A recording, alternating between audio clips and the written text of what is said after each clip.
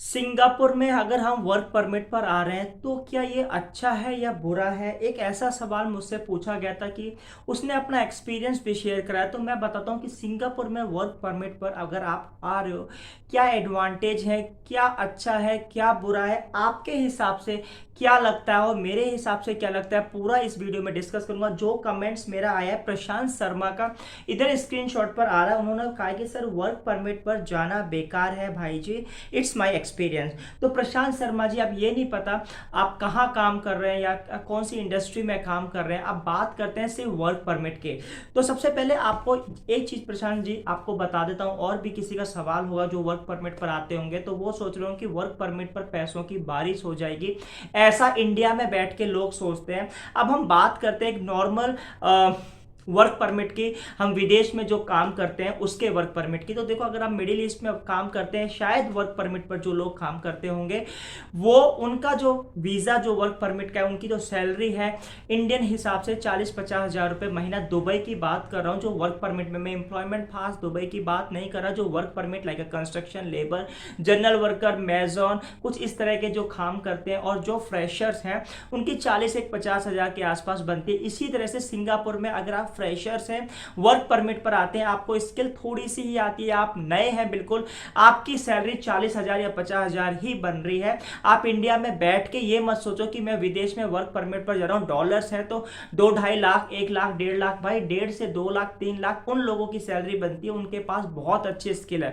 तो मेरी आपसे छोटी सी रिक्वेस्ट है, अगर आप चैनल पर पहली बार आए हैं, पहली बार देख रहे हैं या यूट्यूब की रिकमेंडेशन से आपने ये चैनल देखा है, please like share subscribe, press the bell icon, all का बटन दबा दें ताकि फ्यूचर में नोटिफिकेशन मिलता रहे। अगर आप सिंगापुर जाना चाहते हैं, मलेशिया जाना चाहते हैं या एजेंसीज की डिटेल चाहते हैं जिसमें पोलैंड का वीजा है, क्रोएशिया का वीजा है, माल्टा का वीजा है, मिडिल ईस्ट दुबई का एजेंसीज, किसी को पाथवे लेना है या दुबई से माल्टा जाना है, तो कौन सी एजेंसीज हैं मैंने अपने चैनल की वीडियोस में डाल रखी है। एजेंसीज काफी अच्छी हैं और पहली बार आपको एजेंसीज की हेल्प जरूर लेनी पड़ेगी, क्योंकि भाई पहली बार में आपको एम्प्लॉयर, जो आप नए हो, आपका रिज्यूम वगैरह कहाँ जाएगा, तो वो एजेंसीज आपके लिए पहली बार करती है, फिर आप अपने आप खुद करते हो, आपकी परफॉर्मेंस के हिसाब से आपका वीजा बढ़ता रहता है। अब बात करते हैं कि वर्क परमिट पर आना बेकार है या नहीं। प्रशांत सर तो कह रहे हैं कि भाई बेकार है, तो प्रशांत सर उनके हिसाब से बेकार है, मेरे हिसाब से क्या है मैं अपनी राह बताऊंगा, और आपकी क्या राय है आप मुझे कमेंट्स में जरूर बताना।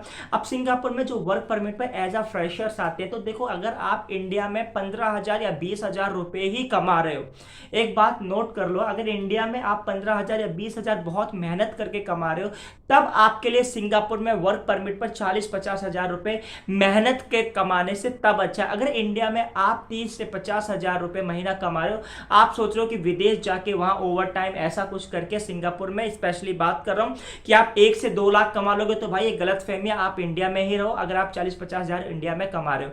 ये वर्क परमिट उन लोगों के लिए है जो जिंदगी में कुछ करना चाहते हैं या वहां पर अपने होम टाउन में उनसे 15 हज़ार या 20 हज़ार रुपए से ज्यादा कमा नहीं पा रहे हैं। अगर उससे ज्यादा कमाना है, अगर आपके पास 15 हज़ार 20 हज़ार रुपए ही आप कमा रहे हो अपने होम टाउन में, तो आप सिंगापुर 40-50 हज़ार रुपए स्टार्टिंग कर सकते हो।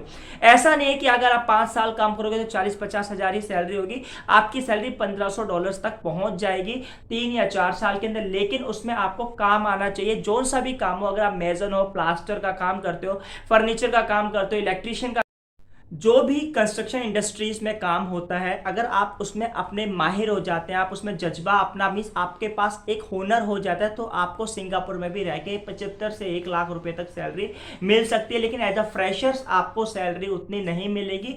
तो मेरे हिसाब से अगर मैं इंडिया में काम कर रहा हूं, अगर मुझे 15 से 20 हज़ार मिल रहे हैं और सिंगापुर में आके मेहनत करके 40-50 हज़ार रुपए स्टार्टिंग में वर्क परमिट पर कमा रहा हूं, तो मेरे लिए तो अच्छा है। अब ये अच्छा किसके लिए नहीं है? जो इंडिया में इनके पास अच्छा खासा बिजनेस है, बस उनके मन में यह है कि विदेश जाना, या वो इजी लाइफ इंडिया में गुजार रहे हैं, यहां पर टफ हो जाती है उनकी लाइफ, तो भाई उनके लिए भी सिंगापुर अच्छा नहीं। सिंगापुर क्या कोई भी कंट्री अच्छी नहीं है। अगर वो इंडिया में या अपने होम टाउन में रह के 40-50 हज़ार कमा रहे हैं और यहां आके इस तरह का एनवायरमेंट मिलेगा, तो भी उनके लिए अच्छा नहीं। तो ये वर्क परमिट उन लोगों के लिए है जो अपने होम टाउन में इतना पैसा नहीं कमा पा रहे हैं अपनी फैमिली से, उनके पास इतना भी पैसा नहीं कि अपना खुद का बिजनेस कर सकें, तो उनके लिए वर्क परमिट है। और एक बात बताऊं, सिंगापुर में वर्क परमिट में करीब 2 lakh worker work permit construction industry में काम कर रहे हैं। तो भाई अगर अच्छा नहीं है तो भी वो काम कर रहे हैं। तो अगर ऐसा ही होता तो कितने 20-25 सालों से वर्क परमिट कंस्ट्रक्शन इंडस्ट्री का चल रहा है। अगर अच्छा नहीं होता तो इतने लोग आते नहीं। ऐसा नहीं है कि सभी के लिए अच्छा है और सभी के लिए बुरा है, ये आपके ऊपर है कि भाई आप वर्क परमिट पर आ रहे हैं। अब मैं होटल इंडस्ट्री की भी बात करता हूं, मैं होटल इंडस्ट्री में काम करता हूं, मेरे लिए होटल इंडस्ट्री अच्छी है, मेरे को अच्छी सैलरी मिली है। कुछ लोग होटल इंडस्ट्री को अच्छा नहीं मानते क्योंकि वो सोचते हैं ऑड एंड इवन आवर्स होते हैं, लंबे आवर्स होते हैं, छुट्टियां नहीं मिलती, पब्लिक हॉलीडे पे काम करना पड़ता है, तो उनके लिए होटल इंडस्ट्री अच्छी नहीं है। लेकिन मेरे लिए काम अच्छा है, पैसा मिल रहा है उस चीज का और उसकी मेरे को बेनिफिट मिल रहा है, ताकि मैं अपनी फैमिली को सपोर्ट कर पा रहा हूं। क्योंकि मुझे पता कि अगर मैं इंडिया में पहले काम करता तो मुझे 15-20 हजार 25 हजार से ऊपर नहीं मिलते, और मैं यहां आके होटल इंडस्ट्री में काम कर रहा हूं। मेरी 70,000 रुपए से सैलरी स्टार्ट हुई थी, आज 1.5 लाख रुपए के आसपास है। तो मेरे लिए तो बहुत अच्छा है। इसी तरह से कोई सी भी इंडस्ट्री हो, चाहे वो कंस्ट्रक्शन इंडस्ट्री हो, जो लोग यहां आके अगर 40-50 हजार रुपए स्टार्टिंग से करियर बना रहे हैं, तो ऐसा मत समझो वो 40,000 रुपए ही रहेंगे। वो आपके ऊपर है कि आप कैसे अपने आप को ग्रोथ कर रहे हैं, क्या सीख रहे हैं। क्योंकि जब आप कंस्ट्रक्शन इंडस्ट्री में काम करेंगे तो आपको ऊंचे लेवल वाले भी बंदे भी मिलेंगे। ऐसा नहीं सारा ही लेबर होगा, मैनेजमेंट लेवल भी होगा, सुपरवाइजिंग लेवल भी होगा, तो उनकी सैलरी ज्यादा होगी। तो आप उनको देख सकते हो कि भाई वो कैसे सुपरवाइजर बने, वो कैसे मैनेजर बने, उनको फॉलो करके भी आप अपनी अच्छी लाइफ बना सकते हो। आई होप सो आपको वीडियो अच्छी लगी होगी। वीडियो अच्छी लगे लाइक शेयर सब्सक्राइब, और आपका क्या कमेंट्स है मैं वीडियो जरूर बनाऊंगा। Thank you for watching this video.